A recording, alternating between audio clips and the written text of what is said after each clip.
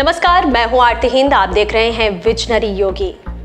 The Kerala story ये सिर्फ एक फिल्म नहीं बल्कि लोगों के बीच उनकी दैनिक चर्चा का हिस्सा बन चुकी है। इस फिल्म के जरिए खुलासा किया गया है कि किस तरह से आईएसआईएस जैसे आतंकी संगठन स्ट्रैटेजिक प्लानिंग के तहत धर्म विशेष का सहारा लेते हैं और ग्लोबल लेवल पर कैसे खूंखार आतंकी खेल खेलते हैं। 5 मई को यह फिल्म देश में और 12 मई को 37 से अधिक देशों में रिलीज की गई। 12 मई को ही यूपी के सीएम योगी आदित्यनाथ ने अपनी कैबिनेट के साथ ये फिल्म देखी। आमजन से लेकर मोदी योगी जैसे लीडर भी इस फिल्म की सराहना कर रहे हैं। जैसे जैसे लोगों के बीच इस फिल्म की लोकप्रियता बढ़ती जा रही है, लोग धर्मांतरण के खेल को समझते जा रहे हैं और देश भर में धर्मांतरण को लेकर कानून बनाने की मांग तेज होती जा रही है। तो ऐसे में जरूरी है ये जानना कि क्या जबरन धर्मांतरण के खिलाफ देश भर में कहीं कोई कानून है या नहीं। अगर कहीं है तो इसमें प्रावधान क्या है, धर्मांतरण का कानून में मतलब क्या है, किस गलती पर क्या सजा है, क्या ये कानून स्वेच्छा से धर्म बदलने वालों के खिलाफ भी लागू होता है, बताएंगे आपको सब कुछ डिटेल में। तो देखिए, जबरन धर्मांतरण के खिलाफ राष्ट्रीय स्तर पर तो कोई कानून नहीं है, लेकिन कई राज्यों में से लेकर कानून बने हैं। इनमें उत्तर प्रदेश, उत्तराखंड, उड़ीसा, मध्य प्रदेश, झारखंड, गुजरात, हिमाचल प्रदेश, अरुणाचल प्रदेश और छत्तीसगढ़ जैसे राज्य शामिल हैं। अब आपको देश में जो सबसे बड़ा सूबा है उत्तर प्रदेश, उसका उदाहरण देकर समझाते हैं कि किस तरह से ये कानून काम करता है। आप सभी ये बात तो पहले से ही जानते हैं कि योगी सरकार आने के बाद यूपी की कानून व्यवस्था में काफी सुधार आया है।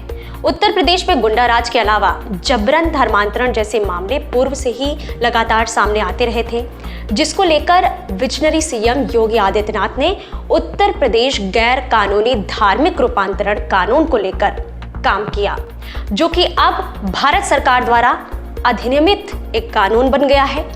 24 नवंबर 2020 को कैबिनेट उत्तर प्रदेश राज्य मंत्रिमंडल द्वारा इस अध्यादेश को मंजूरी दी गई थी और 28 नवंबर 2024 को यूपी के राज्यपाल की सहमति प्राप्त हुई, जिससे कानून बन गया और जिसके बाद से 433 मामले दर्ज हुए, 855 आरोपियों को गिरफ्तार भी किया गया। अब ये समझ लीजिए कि क्या है इस कानून में।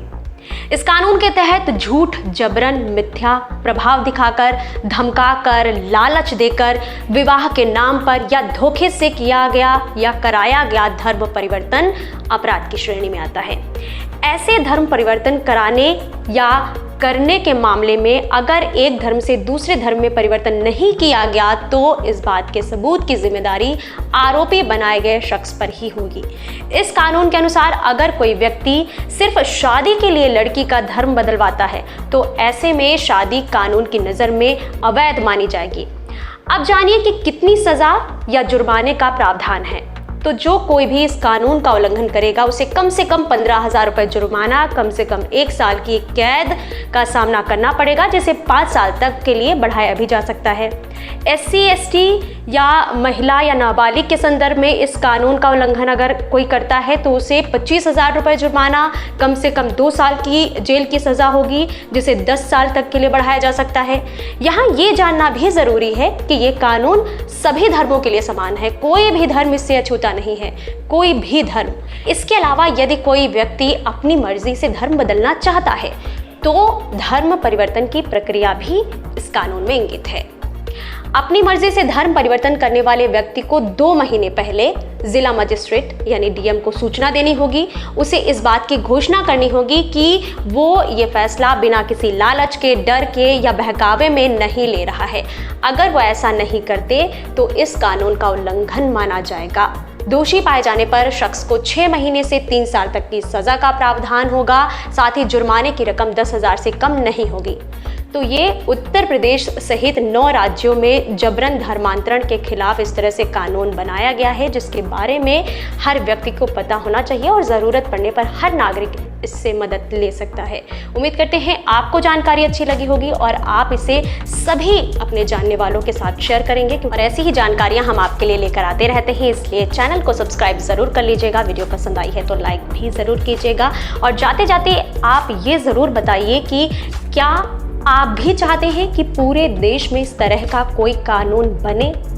अगर चाहते हैं बनना चाहिए तो यस करके कमेंट में हमें अपनी प्रतिक्रिया ज़रूर दीजिएगा, या जो भी आपके मन में सुझाव हो हमें ज़रूर लिखिएगा। मिलते हैं नई जानकारी के साथ जल्द फिर आपसे। फिलहाल के लिए दीजिए इजाज़त। नमस्कार।